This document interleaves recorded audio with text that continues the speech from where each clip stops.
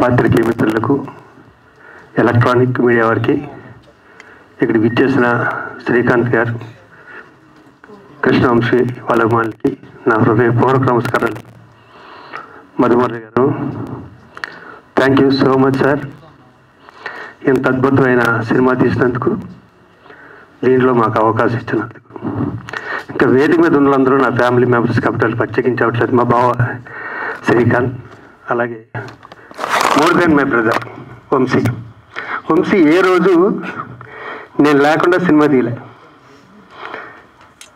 అలాగే కృష్ణవంశీ అనే వ్యక్తులతో శివాజీరాజు అనే వ్యక్తి కూడా ఇంత కెరీర్ ఉండేది కాదేమో, 40 సంవత్సరాల కెరీర్ ఉండేది కాదు. ఎందుకంటే ప్రతి సినిమాలోనూ ఒక సినిమాలో నా క్యారెక్టర్ ఉన్నట్టు ఇంకో సినిమాలో ఉండదు. నిన్న కాక మొన్న 1 month బ్యాక్ మొరారి పండుగ చేసుకున్నాం. ఇప్పుడు పండగ ఖడ్గం పండుగ. ఈ సినిమా గురించి ఆయన చెప్పారు. ఆయనతో వంశీతో ఎన్నో అనుభవాలు. ఆయన ఏదన్నా చెప్తే అంటే ఆయన ఆ వ్యక్తిని సాటిస్ఫై చేయడం అన్నది చాలా కష్టం. చాలా కష్టం అంటే సముద్రం సినిమా అనుకుంటా. శ్రీహరి, రవితేజ, నేను పరిగెత్తాలి. ఈ రోజు వరకు సాటిస్ఫై చేయలేకపోయాను. నువ్వు లేట్గా పరిగెత్తావరా అంటాడు. ఇప్పటికీ కూడా అన్ని సంవత్సరాలు అయిపోయింది సినిమా. అందుకనే తన సినిమాల్లో మాకు పేరు రావడానికి మెయిన్ కారణం ఏంటంటే ఒళ్ళు దగ్గర పెట్టుకు చేయటమే. ఈ ఖడ్గం సినిమా కూడా ఫస్ట్ నేను చేయనని చెప్పా. వాళ్ళందరికీ ఇన్ని రోజులు ఉన్నాయి, నాకేమో 1 డేనా 2 డేనా అని. లాస్ట్ ఒక రోజు ఫోన్ చేసి రమ్మంటే ఇంట్రెస్ట్ లేకుండానే వచ్చాను. కానీ నేను చేసిన 500 సినిమాల్లో నాకు గుర్తుండిపోయే సినిమాలు 2. ఆ 2 కృష్ణవంశీ సినిమాలు ఒక్కొక్క రోజు చేశాను. ఒకటి మా అమ్మ పేరు నాంచారమ్మ అంట. ఇప్పటికీ నన్ను అడుగుతూనే ఉంటారు ఎక్కడికి వెళ్ళినా కూడా. నిన్న కాక మొన్న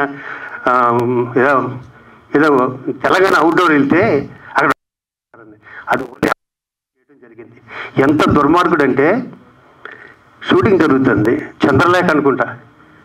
సరదాగా చూడటానికి వెళ్తే సాంగులో పెట్టి నన్ను ఒక రోజంతా సాంగ్ తీశారు నా మీద ఉత్తేజ్ మీద. అలాగే ఏ రోజు థ్యాంక్స్ చెప్పలేను.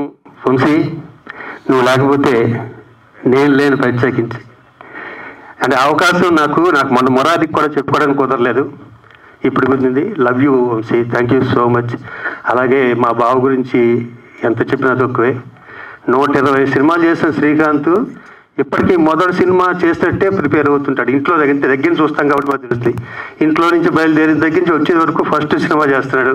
ఇదే నా మొదటి సినిమా. అందుకనే ఇంత లాంగ్ కెరీర్. తన తర్వాత ఎంతమంది హీరోలైనా కూడా మా కళ్ళ ముందు వెళ్ళిపోయారు తప్పితే తనతో పాటు సమానంగా వచ్చి ఉండారు. గ్రేట్ బావా, గ్రేట్.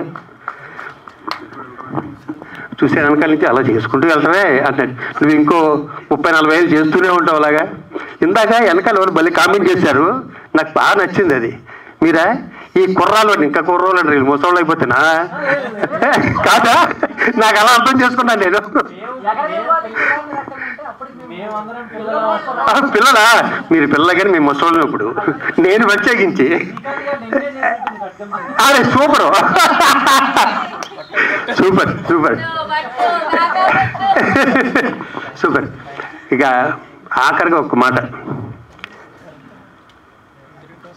వంశీ అంటే ఎంత ఇష్టం అంటే తెలుగు సినిమా ఒకటి దాంట్లో నేను లేను. అది తమిళ్లో తీస్తున్నాడు. తమిళ్ హీరో పార్ట్ 1 అనుకుంటా.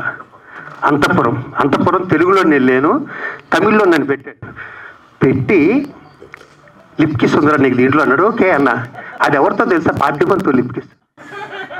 అది దగ్గర నుండి చేయించాడు. మళ్ళీ ఆయన నేను మొహమాట పడి 2 hours బతిమల్లో కూడా వదలకుండా సౌందర్య గారితో ఈ మాట ఎందుకు చెప్పారంటే, తను ఏం చెప్పినా చేస్తూనే ఇన్ని సంవత్సరాలను చేస్తూనే ఉంటాం.